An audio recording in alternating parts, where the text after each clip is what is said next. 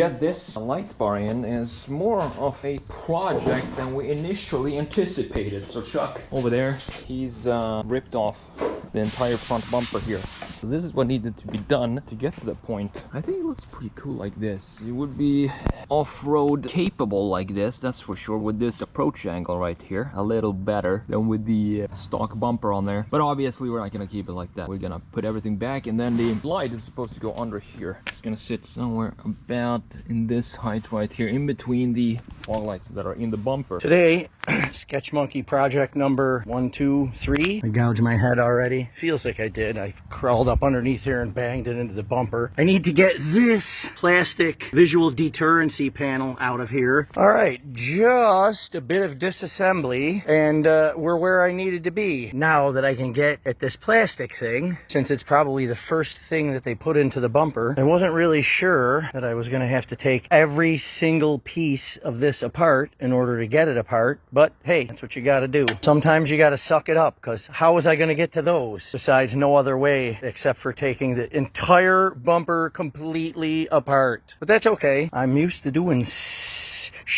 stuff like this, because these are the clips that I couldn't get to right there. All right, well, at least I made it before dark. And, you know, I know what I'm doing, or at least I fake it. Let's get my green Challenger in there one more time. There we go.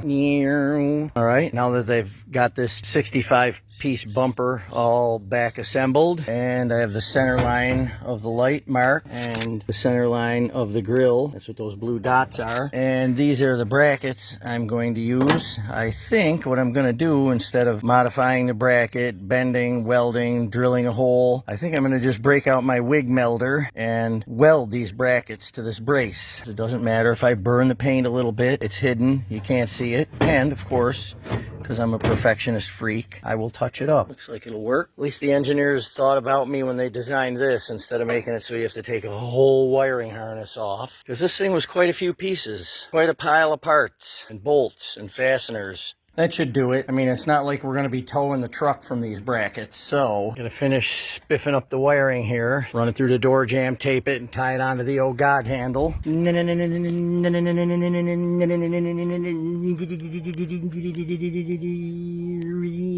Bright enough. We have the light bar installed and it looks absolutely fantastic. Knew it was gonna look so good because Chuck again has been doing the install. So he, as I showed you, he tore the whole front end down. So from the, basically the lower part, the whole bumper came off. And just look at how beautiful integrated the light bar is now. It's behind the grill. Let me show you. It's behind the grill now, which means that when it's off, you can barely see that it's there, and that's exactly what I want. And then of course we have the pod lights up there still functional. I think Chuck said that they're both connected to one button in there, so it's the same button that we have for the pod lights right here. It's gonna be the same, gonna operate all of the lights, all the extra lights are gonna be connected to one single button, which I think is ideal, because when I'm gonna use the pod lights, it's gonna be off-road, so that means I'm probably gonna use the light bar at the same time. So it makes sense to have them both on just one connection. Superb job again by Chuck, and as I said before, if you need any automotive work done and you're in South Florida, anything, electric wiring, lights, wheels, anything, just make sure you contact Chuck. I'm gonna link his Instagram down in the description, so you can send him a message there. I think that's the easiest way, and he'll be happy to help you out.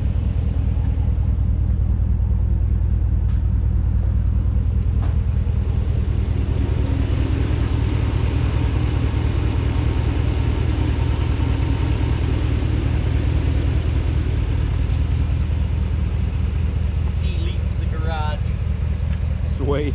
So here we are, guys. All the lights that I want on the truck are now installed, and I think it looks absolutely fantastic. So of course we have the pod lights up here from Auxbeam. These will be linked down in the description, everything that I'm talking about. They were kind enough to send those to me, and we just got this light bar installed today, and I think it looks absolutely fantastic, exactly like I wanted it to be. Installed from a both functional, obviously, but also a visual standpoint, because when they are off, you can barely tell that there is a light bar in there. Let me show you how that looks like. Chuck, of course, cooked both these up to the same kind of button. So when it's turned off, you can see the button down there, light, this little light right here. So when you turn that off, look at this. You can now see that we can barely see that there is anything in here. You can see it if you really poke your head in there. You can see that there's a light bar right there. What used to be here is they used to have a just a plastic bar that covered the whole thing, just to, I guess, make it look a lot nicer than what it is right here if you have holes going through there. But when you have the light bar there, you can barely see that it's there, and that's exactly what I wanted. So I'm super happy with the end result. Now we of course want to see the result of this light bar. So this is the standard headlights of the Ram Rebel, and let's go with the high beams right there. And now let's put on the light bars. We're gonna put on the light bar down here, and also these pod lights that you have on the corners right here. Both, all of them, everything is gonna go on right here. So let's see how that looks. Pretty sweet.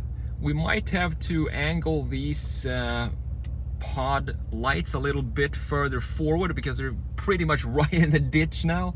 But that's an easy adjustment to make. So one more time, let's just take off the high beams here and just put the light bar and the pods on. Yeah, so it's pretty bright. It doesn't really show that bright on the camera. It's weird. It's a lot brighter when I look at it, not in the display. So it's kind of interesting to see, but super happy with the results, and I can't wait to see how this is going to light up the trails and the wilderness when we get to that point.